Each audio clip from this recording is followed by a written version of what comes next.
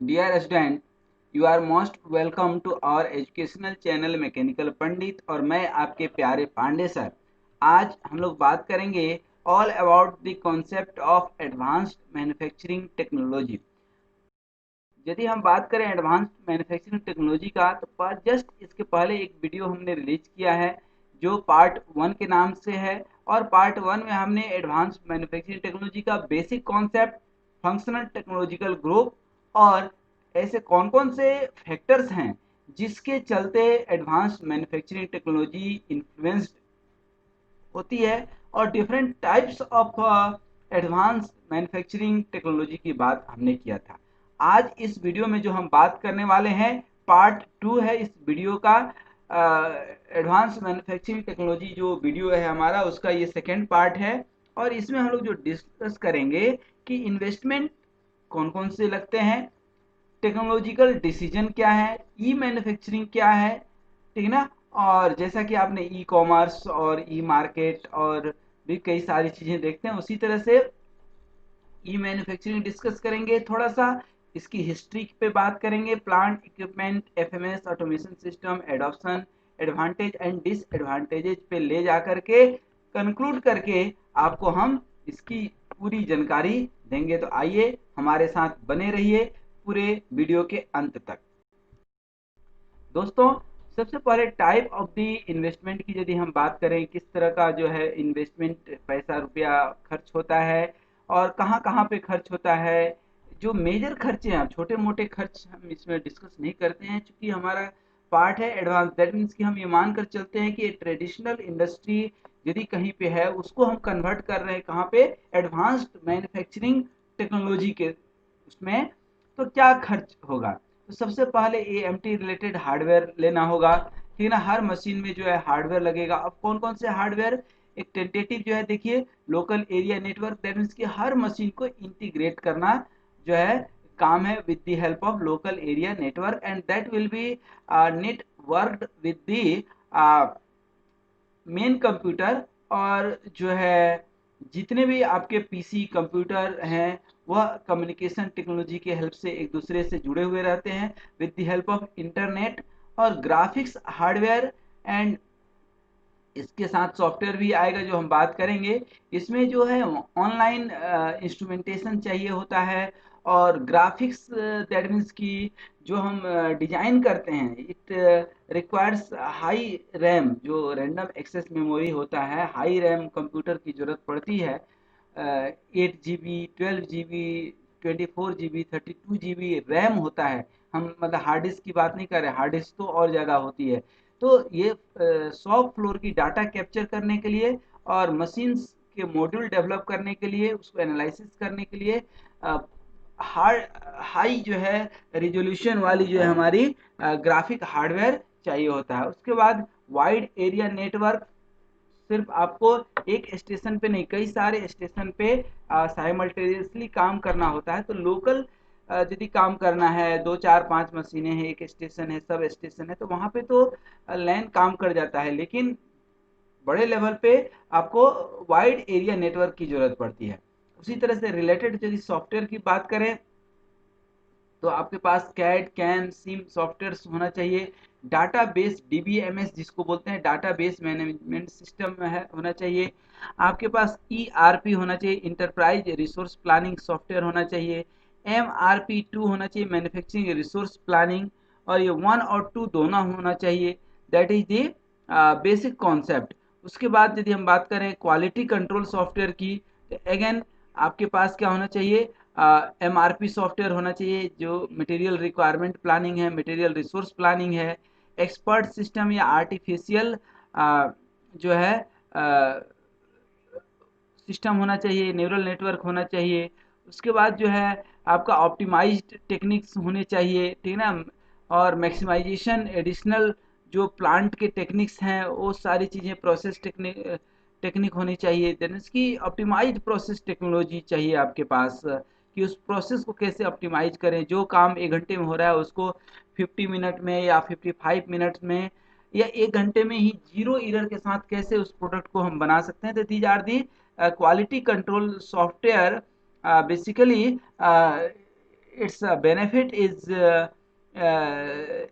That means it's जो benefit है, main जो बेनिफिट है, क्वालिटी जो है आपकी लगभग लगभग 100% रहती है, और आप किसी भी स्टेज में डिफेक्ट को पकड़ पाते हैं, वहाँ पे उसको करेक्ट कर पाते हैं।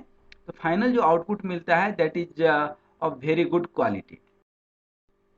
उसके बाद यदि हम बात करें जो है AMT related plant and equipment की, तो अब उसमें जैसा कि हमने आपको बताया ही कि सीएनसी मशीन चाहिए होंगे आपको, और जो भी ट्रेडिशनल लेथ मशीन है उसको सीएनसी लेथ में कन्वर्ट कर दीजिए, यदि मिलिंग मशीन है तो सीएनसी मिलिंग में कन्वर्ट कर दीजिए। ऑटोमेटिक टेस्टिंग इक्विपमेंट, अब देखिए यहाँ जरूरी नहीं है कि ह्यूमन बींग टेस्ट करे, क्योंकि आदमी कितना टेस्ट करेगा, और आदमी जो है संभव नहीं है उतना टेस्ट करना, पहला चीज़, और आदमी से भी गलती हो सकती है, लेकिन मशीन से गलती होने की जो है संभावना कम से कम रहती है। तो इस कंडीशन में जो है automatic testing equipment is required. Computer control testing equipment जो है, तो ये भी जो है एक इक्विपमेंट है। उसके बाद flexible manufacturing cells is again required. Automatic assembly is required, flexible assembly system is required, robot with laser cutting, ठीक ना, और automated warehousing, order picking, automatic storage, ये सारी चीज़ें चाहिए। Automated guided vehicle, laser machining चाहिए, laser measuring machine चाहिए। तो these are the type of investment that is required for the advanced manufacturing technology. इसके अलावा जो है डिफरेंट जनरेशन और आज के डेट में जो है चीज़ें बदलते जा रही है डे बाय डे। तो अब इसमें देखिए मल्टी एक्सिस मशीनिंग सेंटर चाहिए। अब पहले सिंगल एक्सिस होता था, उसके बाद 2 एक्सिस आ गया, 3 एक्सिस आ गया, अब मल्टी एक्सिस सिस्टम है मशीनिंग में। आप किसी भी एंगल पे किसी भी डायरेक्शन में इसको मूव कर सकते हैं, किसको, टूल को। उसके बाद high speed machining, cellular manufacturing, a group layout, similar kind of machines are placed at one place, computerized production planning system, ठीक है ना, प्रोडक्ट मॉडलिंग एंड सिमुलेशन, ठीक है ना, electronic exchange of product design and process data, automated parts identification devices, rapid prototyping, ठीक है ना, fixturing machines, ठीक है ना, 3D printers, computerised process planning system जिसको कैप बोलते हैं, CAPP, ये PDMS product data management system, process simulation, modelling analysis software, knowledge based system, online intelligent process control system, quality control system. तो these are the advanced manufacturing technology components that is required in modern manufacturing, and for that you need such kind of investment। अब technology decision की बात करें तो information technology या एक machine दूसरे machine से कैसे इंटीग्रेट हो सकता है, for that there are various kind of system, कि आप enterprise resource planning software use करते हैं, ठीक है ना, या जीपीएस यूज करते हैं, RFID यूज करते हैं, that is totally based on the experience of the workers, experience of the company, and the amount he is willing to invest, ठीक है ना। उसके बाद ऑटोमेशन सॉफ्टवेयर बहुत सारे हैं, ठीक है ना, कि ऑटोमेशन यूज करना है, ऑटोमेटेड मटेरियल हैंडलिंग यूज करना है, ऑटोमेटेड गाइडेड व्हीकल यूज करना है, automated storage and retrieval system, ठीक है ना, पिकिंग सिस्टम जो है ना, flexible cellular manufacturing system, robotics, CNC machine और ये सब।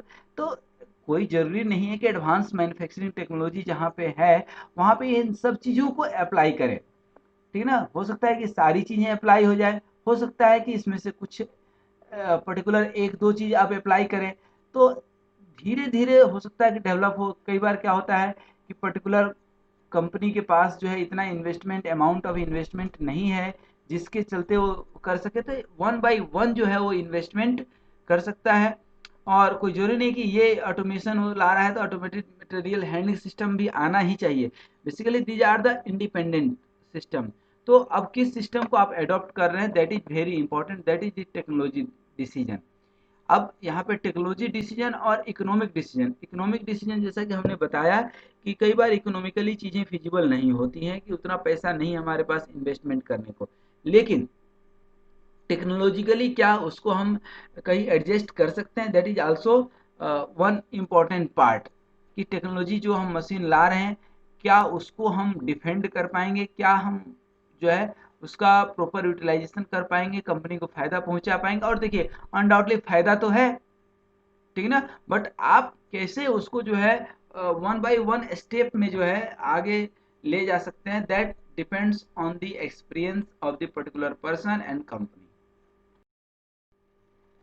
ई मैन्युफैक्चरिंग की हम बात किए थे, तो अब देखिए ई मैन्युफैक्चरिंग क्या, इलेक्ट्रॉनिक मैन्युफैक्चरिंग, हर जगह इलेक्ट्रॉनिक्स इन्वॉल्व है, आज की डेट में कम्युनिकेशन इन्वॉल्व है हर जगह जो है। अब जैसे देखिए ये व्हीकल है, अब एक सामान इधर से उधर उठा करके ले जा सकता है, जो हम बाई हाथ सामान खरीदते थे और पैसा देते थे, अब ये सब चीज़ें ऑटोमेटिक हो गई हैं, और पूरा कंपनी को जो है ये कंट्रोल कर सकता है। रोबोट पहले एक आदमी सामान उठा कर ले जाता था और इस पे रखता था, अब डायरेक्ट रोबोट उठाएगा और ले जा करके इसमें रख देगा, तो उससे क्या होगा कि इफिशियंसी और इफेक्टिवनेस दोनों हमारी इम्प्रूव हो जाती है। तो कुल मिलाकर के वेब बेस्ड इन्वायरमेंट जो है जो होता है, that is E manufacturing, and it has too much advantages. यदि पर्टिकुलर हमसे कहेंगे या आज की सिनारियों में कहेंगे तो कहीं कोई डिसएडवांटेज नहीं है, एडवांटेज ही एडवांटेज है। अब प्रोडक्ट डिजाइन कोलेब्रेशन हो चाहे process design, product and process both at the both level we can use the e manufacturing. अब ई मैन्युफैक्चरिंग कहने का मतलब है कि कंप्यूटर एडेड जो है आप डिजाइन करें, कंप्यूटर एडेड ड्राइंग करें, कंप्यूटर यूज करके आप सिस्टम को इंटीग्रेट करें, मैन्युफैक्चरिंग को इंटीग्रेट करें, प्रोडक्ट को डिजाइन करें, प्रोसेस करें और मैन्युफैक्चरिंग करें और साथ में मार्केटिंग भी करें।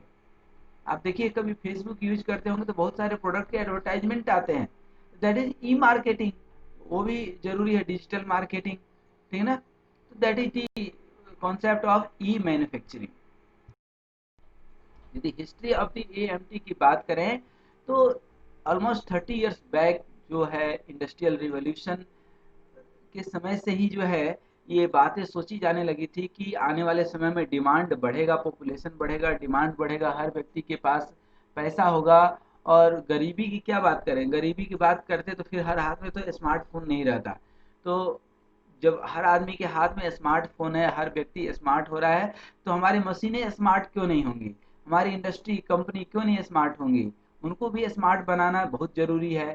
तो पहले हमने फर्स्ट जनरेशन जो है अडॉप्ट किया, फिर second generation, third generation, fourth और फिफ्थ जनरेशन पे हमारा काम चल रहा है। फोर्थ जनरेशन भी जो इंडस्ट्री 4.0 है कई जगह अडॉप्ट कर लिया गया है। तो इसमें जो फर्स्ट जनरेशन में है सबसे ज़्यादा जो पार्ट प्ले किया था वो था हमारा न्यूमेरिकल कंट्रोल मशीन, ठीक है ना। अब तो ये न्यूमेरिकल कंट्रोल मशीन भी काफ़ी हाई फाई हो चुका है और काफ़ी एडवांस हो चुका है कहे तो, ठीक है ना। और जो है जो ट्रेडिशनल मैन्युफैक्चरिंग है उसके जो टैक्टिस थे, स्किल थे, वो कहीं ना कहीं जा करके कंप्यूटर में उसको फजी लॉजिक के हेल्प से हमने उसके अंदर इंसर्ट कर रखा है। और कुल मिलाकर के जो काम आदमी 20 साल 25 साल सीखने के बाद स्किल्ड होता था, ट्रेनिंग लेने के बाद करता था, आज वो मशीनें काम कर रही हैं, ठीक है ना।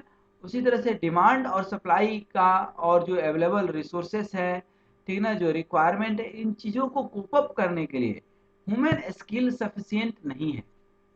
इसीलिए कहीं ना कहीं एडवांस मैन्युफैक्चरिंग टेक्नोलॉजी की जरूरत पड़ी, पहला चीज।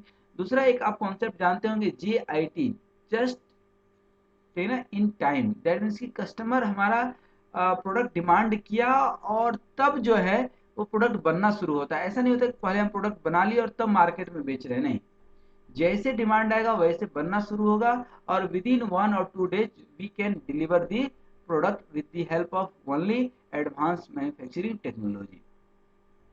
So this is the history, but this is the not the history. Still, there are many things to do in current scenario, so that we have to cope up the latest technology. Adoption of AMT की बात करें तो innovation और technology, ठीक है ना, ये चीज़ें जो है क्रिएटिविटी, ठीक है ना, जो है एएमटी के एडॉप्शन में काफ़ी हेल्पफुल है। और प्रोडक्शन कैपेबिलिटी बढ़ जाता है, प्रोडक्टिविटी बढ़ जाती है, ठीक है ना। न्यू प्रोडक्ट की वेराइटी आप बढ़ा सकते हैं, प्रोडक्ट के साथ सेल्स एंड सर्विस आप बेटर कर सकते हैं। न्यू टेक्नोलॉजी इज अगेन की element for a firms success, ठीक है ना। फिर टॉप 5 ऑब्स्टेकल्स की बात करें, ठीक है ना, कि ऐसी क्या कठिनाई है जिसके चलते हर एक कंपनी एडवांस मैन्युफैक्चरिंग टेक्नोलॉजी को एडॉप्ट नहीं कर पाती है। तो उसके अंदर है कि नेसेसरी फंडिंग, जैसा कि आपने देखा कि ह्यूज इन्वेस्टमेंट लगता है नई टेक्नोलॉजी को एडॉप्ट करने में। भाई आपके पास एक फीचर फोन हुआ करता था जिसकी कीमत 1500 रुपये थी, अब स्मार्टफोन आ गया जिसकी कीमत 15,000 है, 10 टाइम्स है। तो 15,000 रहना भी तो चाहिए, ठीक है। उसके बाद lack of in house technical expertise, है ना। अब टेक्निकली आपको साउंड होना पड़ेगा, एक्सपीरियंस गेन करना पड़ेगा। Failure of top management to grasp the benefit of, अब देखिए एडवांस मैन्युफैक्चरिंग टेक्नोलॉजी लगा दिया आपने, इतना इन्वेस्टमेंट कर दिया, वर्कर को स्किल्ड और ट्रेंड कर दिया, तो उसका कहीं ना कहीं बेनिफिट मैनेजमेंट को मिलना चाहिए। कई बार मैनेजमेंट उस बेनिफिट को रिकॉग्नाइज नहीं करता है, ठीक है ना। फिर inadequate planning for lack of vision. अब देखिए जो आपने इन्वेस्टमेंट किया, तो रिटर्न ऑन इन्वेस्टमेंट जो होता है इमीडिएट आपको नहीं मिलता है, दैट टेक्स टाइम। तो उतना पेशेंस आपके पास रहना चाहिए, आपके पास प्रॉपर प्लानिंग रहना चाहिए और एक विजन रहना चाहिए कि हाँ, हम 5 साल में या 10 साल में इसको इन्वेस्टमेंट को हम जो है रिटर्न कर लेंगे और साथ में इसको और डेवलप करेंगे, ठीक है ना। उसके बाद कॉस्ट जस्टिफिकेशन का मेथड भी कई बार इनएडिक्वेट रहता है। ऐसा लगता है कि जैसे आप बिंग ए मैनेजर है, जैसे आप इंजीनियर है, आज पढ़ रहे हैं, कल होकर के मैनेजर आप बनते हैं, और आप मैनेजमेंट को, दैट मीन्स कंपनी को बोलते हैं कि आप फलाना मशीन एक्स वाई जेड कोई भी मशीन आपने बोला कि ये मशीन खरीद लीजिए तो आपकी प्रोडक्शन बढ़ जाएगी, ठीक है ना। तो क्या होता है, प्रोडक्शन कई बार बढ़ भी जाता है और कई बार नहीं बढ़ता है, एक्यूरेसी बढ़ जाती है या कॉस्ट कम हो जाता है, बट उस चीज़ को मैनेजमेंट एक्सेप्ट नहीं करता है, ठीक है ना। उसको लगता है कि अरे इनने तो बहुत खर्च करा दिया, ठीक है ना। तो that is the cost justification. यदि आप बेनिफिट की बात करेंगे, एडवांस मैन्युफैक्चरिंग टेक्नोलॉजी की बेनिफिट, तो there are too much benefit है। बेनिफिट जैसा बेनिफिट नहीं है, टू मच बेनिफिट है, काफ़ी बेनिफिट है। सबसे पहले तो प्रोडक्ट डेवलपमेंट का कॉस्ट रिड्यूस हो जाता है, लेबर का कॉस्ट सेव हो जाता है, मटेरियल कॉस्ट सेव हो जाता है क्योंकि स्क्रैप या वेस्ट रिड्यूस हो जाता है। फिर कंपिटिटिव एडवांटेज, मार्केट चूंकि कंपटीशन से भरा हुआ है तो आप बेटर प्रोडक्ट लाते हैं तो कंपिटिटिव रहते हैं लोग या कस्टमर, दैट मीन्स कि आपको चाहते हैं। नया वेराइटी ऑफ प्रोडक्ट कोई भी एक बार देखना चाहता है, एक बार आजमाना चाहता है। उसके बाद प्रोडक्ट चेंज फ्लेक्सिबिलिटी जो हमने वेराइटी बताया। फिर सेफ्टी या हेल्थ पॉइंट ऑफ व्यू से भी एडवांस मैन्युफैक्चरिंग टेक्नोलॉजी में, चाहे वो सेफ्टी हो, हेल्थ हो, इन्वायरमेंट हो, these are all eco friendly. उसके बाद प्लांट की ओवरऑल बेनिफिट कहें तो प्रॉफिटेबिलिटी बढ़ जाती है, प्रोडक्टिविटी बढ़ जाती है, कस्टमर रिक्वायरमेंट आप आसानी से फुलफिल कर पाते हैं, कस्टमर में भी गेट सेटिस्फाइड, कस्टमर का सेटिस्फेक्शन लेवल बढ़ जाता है, फाइनेंसिंग अवेलेबिलिटी। अब ये वाली जो है टेक्नोलॉजी में बेनिफिट में फाइनेंशियल बेनिफिट जो है यदि हम कहें तो फाइनेंशियल अवेलेबिलिटी, दैट मीन्स कि यदि कोई आपके पास हेवी इक्विपमेंट है, कॉस्टली इक्विपमेंट है, that is one kind of asset for you, ठीक है ना। और गवर्नमेंट की तरफ से काफ़ी सारे टैक्स के इंसेंटिव मिलते हैं, ठीक है ना, टैक्स रिलैक्सेशन मिलता है, ठीक है ना। और इन्वायरमेंटल बेनिफिट तो हैं ही हैं क्योंकि आजकल जो नई मशीनें आ रही हैं, most of the machines are eco friendly. अब जो है उसके अलावा कुछ बेनिफिट्स हैं तो वो देख लीजिए कि कंपेटिटिव एडवांटेज बढ़ जाती है, आप कोई भी प्रोडक्ट को आप मार्केट में इजीली एंट्री दे पाते हैं और दूसरे कंपटीटर से आप जल्दी मार्केट में प्रोडक्ट को पहुंचा पाते हैं, ठीक है ना। और कस्टमर की नीड को, कस्टमर के टेस्ट को आप इजीली जो है रीड कर पाते हैं, रिस्पॉन्ड कर पाते हैं और अकॉर्डिंगली चेंज भी कर पाते हैं।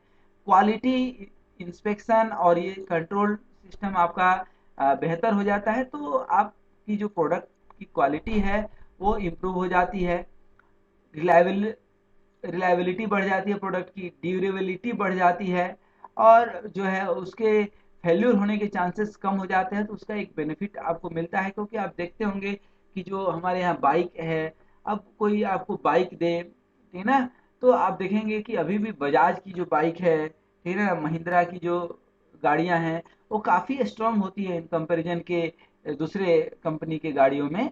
तो वो चीज़ है। उसके बाद life cycle of the product, planning, justification, monitoring, evaluation, performance measurement, इन सारे चीज़ों को आप मिला दें तो एडवांस मैन्युफैक्चरिंग टेक्नोलॉजी के काफ़ी सारे जो है बेनिफिट्स हैं। डिसएडवांटेज की यदि बात करें तो एज सच डिसएडवांटेज तो है ही नहीं, फिर भी सिलेबस पॉइंट ऑफ व्यू से, एग्जामिनेशन पॉइंट ऑफ व्यू से और common ethical point of view से कुछ जो है मैं आपको डिसएडवांटेज बता देता हूँ।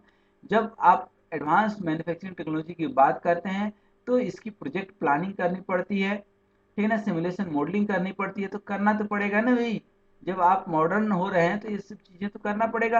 आपको जो है उधर पुधर लिपस्टिक लगाना पड़ेगा यदि आपको मेला देखने जाना है सच संवर के। तो अब आप दोनों तो काम नहीं कर सकते हैं, ठीक है ना। अब आपको सेल डिजाइन करना पड़ेगा यदि आपको एडवांस्ड मैन्युफैक्चरिंग टेक्नोलॉजी को अडॉप्ट करना है, तो हर एक सेल को ऑपरेशनल और लॉजिस्टिक और इसको जो है लीगली जोड़ना पड़ेगा, ठीक ना। उसके बाद जब से ही आप एडवांस मैन्युफैक्चरिंग टेक्नोलॉजी जो है अडॉप्ट करते हैं, तो लेबर इशू सबसे बड़ी बात आती है, क्योंकि जो इसके अंदर काम कर रहे हैं मैनेजर, वो टोटली एलिमिनेटेड हो जाते हैं, उनकी ज़रूरत नहीं रह जाती है, वो पूरी ऑटोमेशन पे काम होने लगता है। तो उस समय ये लेबर क्या हो, बेरोजगार होने लगते हैं। तो बेरोजगार होने लगेंगे तो फिर तो दिक्कत आ गई। तो अंदर के जो लोग होते हैं वो इस चीज़ को जो है ये चैलेंज के तौर पे देखते हैं और बोलते हैं कि भाई ये एडवांस मैन्युफैक्चरिंग टेक्नोलॉजी अडॉप्ट मत करो, ठीक ना, क्योंकि चेंज वो स्वीकार नहीं करना चाहते हैं। तो that is a big issue. दूसरे जो कॉस्ट रिलेटेड प्रॉब्लम्स है, ठीक है ना, जैसे कॉस्ट ऑफ कैपिटल इन्वेस्टमेंट, आपको हेवी लोन चाहिए होता है, ठीक है ना। उसके बाद टेक्नोलॉजी एक्विजिशन के लिए जो है आपको खर्चे करने पड़ेंगे।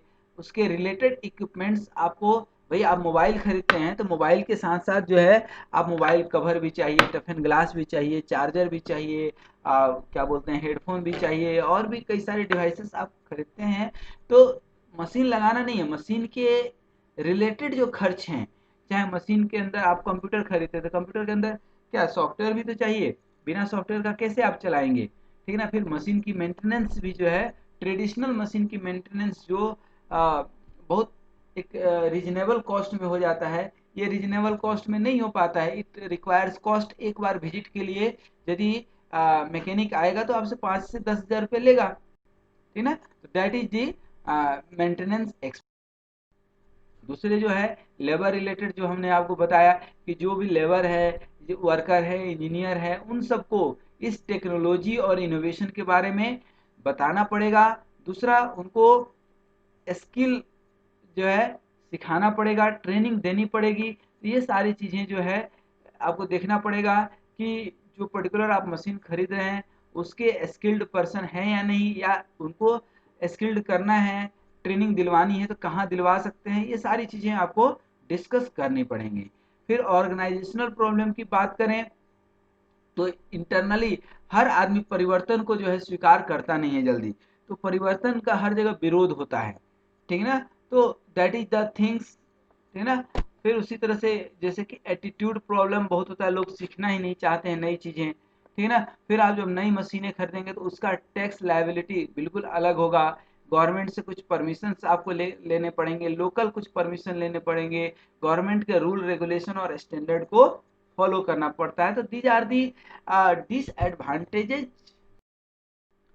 but overall there are too much advantage and it has a wide scope, like जो है जितने भी डेवलप्ड कंट्री हैं वहाँ पे एडवांस्ड मैन्युफैक्चरिंग टेक्नोलॉजी तो है ही है, ठीक है ना। और जो डेवलपिंग कंट्रीज है, ठीक है ना, तो वो भी जो है डेवलपिंग कंट्रीज कहने का मतलब जितने भी ब्रिटिश कॉलोनीज थे, जैसे इंडिया हो गया, चाइना हो गया, जहाँ पे ब्रिटिश एजुकेशन सिस्टम चल रहा है वो आज भी, तो वहाँ पे क्या है कि जो है इन चीज़ों को अभी अडॉप्ट नहीं किया गया है, ठीक ना। अभी धीरे धीरे अडॉप्ट किया जा रहा है। वहाँ का जो है कल्चर उस तरह से डेवलप नहीं है। फिर वो अपने क्लाइमेट, कल्चर और कैरेक्टर के हिसाब से अपनी चीज़ें डेवलप करके बैठे हैं, जो चेंज को रेजिस्ट करते हैं। बट बट इम्पॉर्टेंट थिंग इसकी, जब इसकी एडवांटेज आप देखेंगे, यदि आपके पास ह्यूज इन्वेस्टमेंट है तो इसके बेनिफिट ही बेनिफिट है। लेकिन यदि पैसा नहीं है इन्वेस्टमेंट करने के लिए, जैसे हम स्मार्टफोन की बात करें, तो जिसके पास पैसा नहीं है, जो स्मार्टफोन नहीं खरीद पाता है, तो उसको स्मार्टफोन में कई सारी कमियां नजर आती हैं। लेकिन जो खरीद लिया है उसको बहुत सारे बेनिफिट्स नजर आते हैं, ठीक है ना। बेनिफिट्स तो हैं, ठीक है ना। तो similar kind of benefits are here. उसी तरह से जो दूसरे एट्रीब्यूट्स हैं वो भी जो है जस्टिफाइड होता है।